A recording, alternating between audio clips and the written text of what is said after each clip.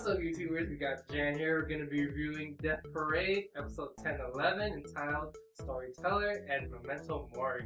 So to quickly summarize episode 10, we see Oculus judging Ona, or Chiyuki, that's her name, we find out. And it seems like he's not pleased. He doesn't like being friendly.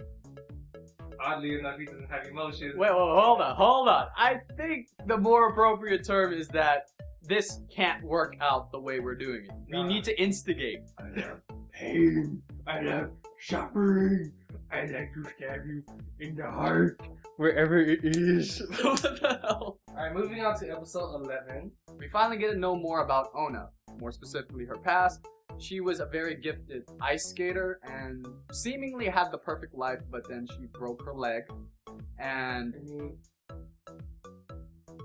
broke her knee and thus ending her career as an ice skater and made her depressed, and because of that she committed suicide. While that is happening with Mayu, we actually get to see her in a position where she has to choose some random stranger, just so happens to look like Kira from Death Note, just putting that out there, and Harada. Mayu ultimately chooses Harada, and as she was going to retrieve his soul, she's now stuck forever in the void along with Harada himself. So that pretty much wraps up the summary for both episodes, and getting straight into it, well, it just seems that they can't properly judge humans whenever they come into limbo unless there's some form of instigation, because if you saw episode 10, it was too laid back, nothing really happened, and you couldn't really judge anything. We also get to see Oculus actually confront Nona.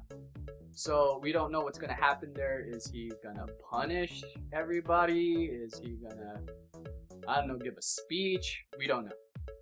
I feel like you can be like, okay, I'm gonna let this play out and see what happens. Just to show you guys why you're wrong. Yeah, I've been closest to God for a reason. Referring back to Mayu, that was sad. I don't think she deserved going into the void. She wasn't even confronted about the topic. She just kind of was tricked to go down there. Pretty much. I felt it was underhanded of Ginty, even though I never liked him in the first place. I think it was alright. It's just, I feel like he's harsh. And how they did the scene was really, I mean, it was beautiful, but it was still sad because you're like, the elevator was going so fast that they started to float, and then they started spinning, disintegrating. Yeah, I was just like, oh my gosh. But she was happy, nevertheless. She was, united. I know. Do you consider that a happy ending for her? For her, I guess. Because she got what she wanted, but it's still the void. According to Ginty, or I don't know if it was Ginty or anyone else. Okay. He explained that basically what the void is, and we finally get to know what it actually is. It's just basically falling for eternity with all of the negative emotions and memories. So, how does that apply to Mayu since she's always happy? I think she's fine. As long as you're with me, Harada, I don't mind falling for you again. As for Ona, okay, first of all, before I even get into her story, like, we saw half an episode worth of her just ice skating.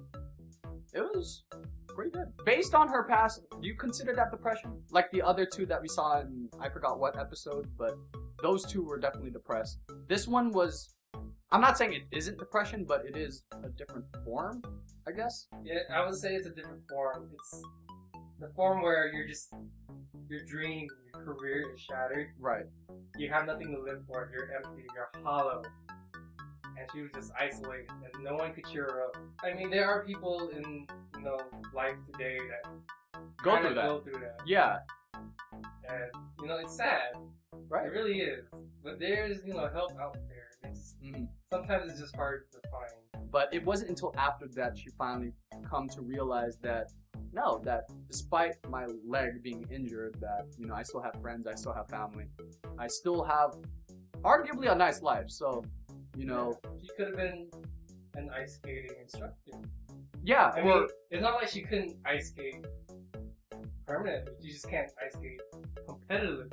And with that, we are now officially finished with the second to the last episode, which episode 12 will be airing next week. We're going to finally see everything come together. how Oculus is going to come into play, what is Decim going to do with Ona, and anything else that I'm possibly forgetting right now. But the point is, last episode next week. What do you think is going to happen? I, for one, think that Decim is one Kiki's mother. I mean, God. he drugged Chiyuki, and like he's gonna keep her as like an eternal slave. Not that way. But for real though, I feel like Decim will. I feel like he wants Chiyuki to still be there as an arbiter.